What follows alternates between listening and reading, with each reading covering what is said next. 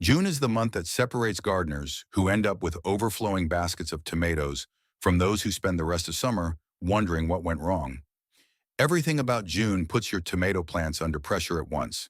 The heat is climbing, the UV index is spiking, and the plants are right in the middle of their most critical biological transition, shifting from leafy vegetative growth into flower and fruit production. And the mistakes gardeners make during this exact window do not just cost you a few tomatoes, they can collapse an entire season in a matter of weeks. I know this because I have made every single one of these mistakes myself. Some of them I made for 2 or 3 seasons in a row, absolutely convinced I was doing the right thing, watching my plants decline and quietly blaming it on the heat or the rain or bad luck. But the heat was not the problem. The rain was not the problem. I was the problem. And today I am going to walk you through the 5 June-specific mistakes that, once I finally stopped making them, completely changed what my tomato garden looked like by August. If you implement even 2 or 3 of these changes this month, you will see a measurable difference before July ever arrives. So let us get straight into it. Top 1. Watering your tomatoes at the wrong time of day. This is the #1 June mistake, and it is happening in backyards everywhere right now as you are watching this video. Most gardeners water when it is convenient for them, in the evening after work or midday when they happen to notice the soil looks a little dry. And in April and May, that approach is forgiving enough because the temperatures are still moderate. But in June, the timing of your watering becomes critical, and getting it wrong creates a chain reaction of problems that most people never connect back to when they turn the hose on. Here is what happens when you water in the evening. The water sits in the soil and on the foliage overnight in cooler, humid, still conditions with zero evaporation.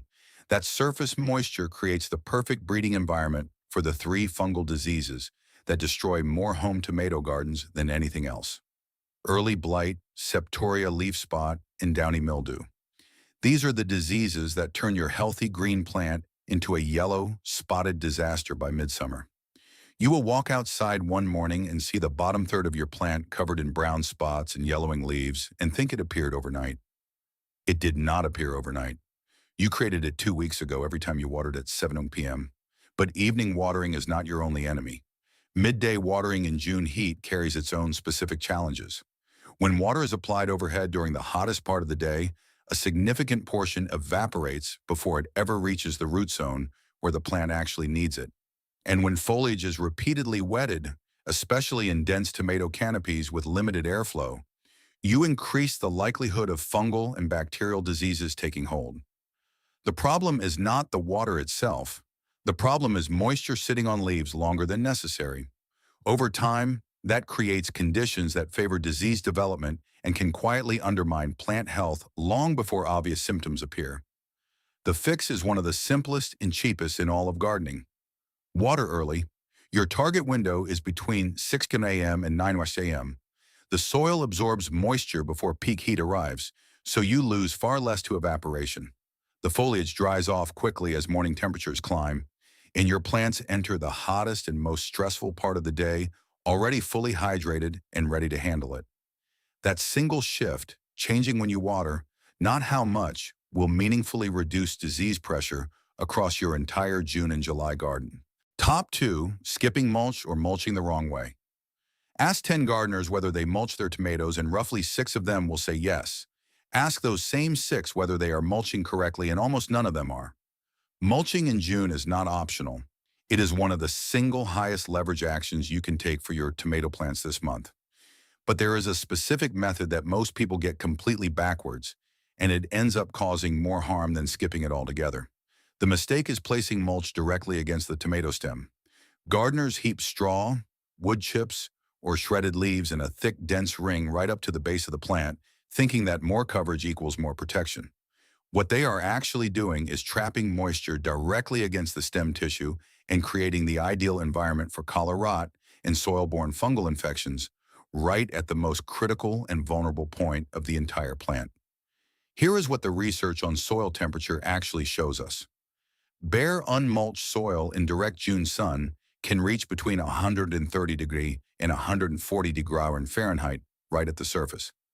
At those temperatures, the beneficial mycorrhizal fungi living in your soil, the organisms that extend your plant's effective root reach by up to 10 times and allow it to absorb water and phosphorus far beyond what roots could do alone, begin dying.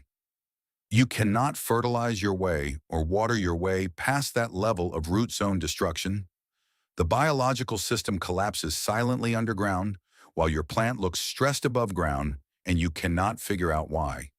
2 to 3 inches of organic mulch can keep that same soil surface 20 degrees to 30 degrees cooler, preserving the living biology your plant depends on. Here is the exact method. Apply your mulch in a 2-inch deep ring, but start 2 inches away from the main stem and spread outward to the edge of the drip line. That intentional gap at the stem prevents moisture accumulation against the bark. Straw is ideal. Shredded leaves work well. Avoid piling fresh wood chips directly around tomatoes. They break down slowly and can temporarily pull nitrogen out of the soil as they decompose, working against your feeding schedule. Before we get into the next mistake, and this one right here is the one that costs gardeners the most fruit, so you do not want to miss it. I want to take a quick second and ask you something. Drop a comment right now and tell me where in the world you are watching this from. Seriously, just your city or your country is enough. Because here is why that actually matters. The 5 mistakes in this video affect gardeners differently depending on your climate.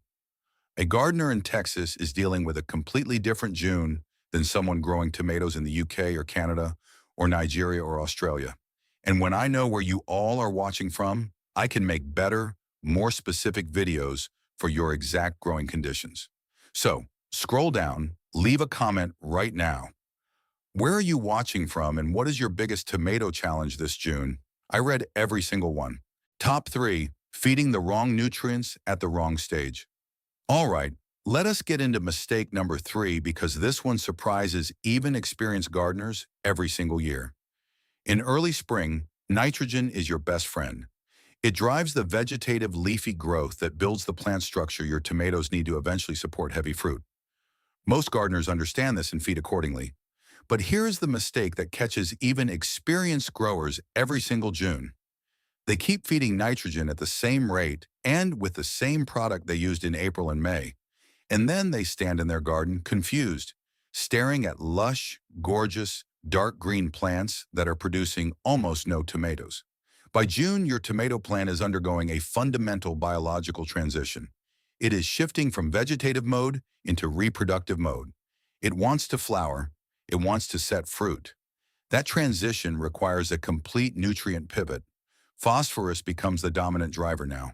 It powers root development, fuels flower formation, and facilitates the energy transfer the plant needs to push fruit to maturity. Potassium becomes equally critical, regulating water movement through the plant tissue and building the cell wall strength that resists both heat stress and disease pressure. When you continue pushing nitrogen through June, you are chemically signaling the plant to keep producing leaves rather than flowers. The plant is not malfunctioning. It is responding perfectly to the input you are giving it. The fix is to make the switch to a lower nitrogen, higher phosphorus and potassium formulation by the first week of June at the latest. Look for something in a 5 to 10, 10, or 3:15 to 15 NPK ratio. Many dedicated tomato fertilizers are already calibrated for the flowering and fruiting phase. Pair that with a weekly liquid application of kelp or seaweed extract, roughly 1 tablespoon per gallon of water, applied as a root drench. Kelp delivers natural cytokinins and auxins, plant hormones that specifically support flower development and retention on the vine. This combination of the right granular ratio plus weekly kelp is one of the most reliable tools you have for maximizing tomato production through the summer months. Top 4, accepting blossom drop without understanding it. Nothing is more demoralizing than watching your tomato plant finally load up with clusters of bright yellow flowers, and then watching those flowers go limp, turn brown, and drop one by one to the ground without a single fruit setting. This is blossom drop, and in June, it is one of the most common events in the entire tomato garden. The mistake most gardeners make is one of 2 extremes. Either they panic and start cutting, spraying, or over-fertilizing, trying to fix something they do not understand, or they accept it as an inevitable consequence of the heat and do absolutely nothing. Both responses are wrong because blossom drop in June almost always has a specific, identifiable cause. And once you know the three primary causes, you can address each one directly. The first cause is temperature stress. When daytime temperatures consistently push above 90 degrees and nighttime temperatures stay above 70, tomato pollen loses its viability. The flower opens on schedule, the pollen is effectively sterile, and the plant aborts the blossom rather than wasting resources on a fruit that will never form. The second cause is inconsistent soil moisture. When a tomato plant swings between drought stress and sudden heavy watering, it triggers a hormonal stress response that causes it to shed developing flowers as a survival mechanism. The third cause is insufficient pollinator activity. In gardens with low bee traffic, flowers on large fruited varieties can open and close through their full cycle without ever being successfully pollinated. Here is the layered strategy for each cause. Use shade cloth, which I will cover next, to buffer the extremes of peak afternoon heat. Maintain consistent, even soil moisture through your mulching and your morning watering routine. And for pollination, take 30 seconds every morning to gently shake your tomato cages or lightly tap the flower clusters with your hand. This mimics the vibration frequency of a bee's wings, which is what actually dislodges pollen in the wild. For large fruited heirloom varieties, hold a small electric toothbrush against the main stem just below a flower cluster for 3 seconds. It sounds almost too simple, but it works. And the difference in fruit set between a garden where you do this and one where you do not is not subtle. Top 5. Treating June. Sun the same way you treated May sun. Every plant tag, every seed catalog, every beginner gardening article ever written tells you the same thing. Tomatoes need full sun, 6 to 8 hours minimum. Plant them in the sunniest spot in your garden, and from March through May, that advice is exactly right. Your plants need maximum solar energy during establishment to build root depth, develop canopy structure, and store the energy reserves they need to push heavy fruit loads. Full sun in spring is exactly what a tomato plant needs. But here is the part that almost nobody in the gardening world talks about openly. That same full sun in June and July is a fundamentally different thing than it was in April. The UV index in June is often 2 to 3 times higher than it was in early spring. The angle of the sun has changed. The duration of peak intensity has lengthened, and the plant's needs have shifted dramatically. What happens when a tomato plant is pushed past its UV tolerance threshold is not immediately visible. The leaves do not scorch. The plant does not wilt dramatically the way it does in a drought. Instead, it quietly begins diverting energy away from growth and fruit production and into manufacturing protective compounds to counter the radiation stress. At the same time, that chronic stress suppresses the plant's natural immune defenses. Disease organisms that the plant's biology would normally resist gain a foothold. And the specific stress hormones the plant releases are chemically similar to the signals produced during insect feeding damage, essentially broadcasting a distress call to every aphid, spider mite, and whitefly operating in your garden. In hotter growing regions, a 30 to 40% shade cloth installed horizontally above your garden bed can make a dramatic difference once summer heat intensifies. Not draped over the sides, but above, filtering the light that comes straight down during peak UV hours, typically between 11 or 1 a.m. and 4 p.m. That level of coverage reduces the most damaging radiation while maintaining full airflow and still delivering the light your plants need for photosynthesis. In high humidity growing regions, this single addition has been documented to extend productive, healthy plant life by 6 to 8 weeks compared to unprotected plants growing in identical soil under identical care. Gardeners in the desert Southwest may need 50 or even 60% coverage. Those in more temperate northern climates may not need it until July. Know your climate and adjust accordingly. But for the majority of tomato growers across warm, sunny growing regions, 40% shade cloth installed in early June is one of the most high return decisions you will make in your garden this entire season.